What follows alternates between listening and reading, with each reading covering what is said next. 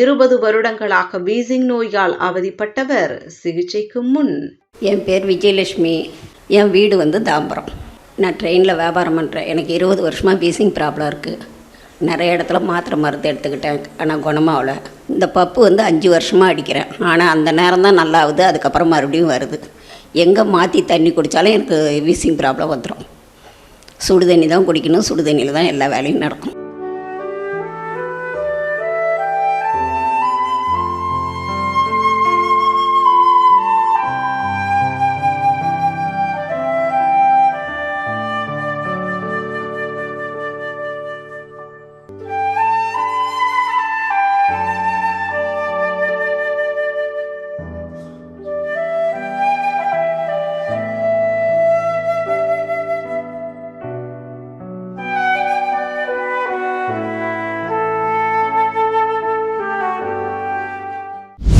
இருபது வருடங்களாக வீசிங் நோயால் அவதிப்பட்டவர் 1 மாத சிகிச்சைக்கு பின்.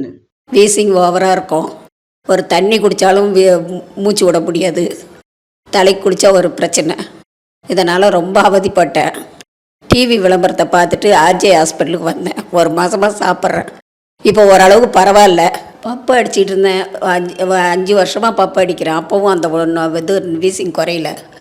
இப்போ RJR ஹாஸ்பிட்டலுக்கு வந்ததுக்கப்புறம் பப்பெல்லாம் அடிக்க வேண்டான்ட்டாங்க. அதனால் இப்போ நான் பப்பெல்லாம் அடிக்கிறது கிடையாது. இப்போ 1 மாதமாக சாப்பிட்றதுல ஓரளவு பரவாயில்லாமல் இருக்குது. இன்னும் 2 மாதம் சாப்பிட்டா நல்லா ஆகிடும்னு நம்புகிறேன். RJR ஹாஸ்பிட்டலுக்கு ரொம்ப நன்றி.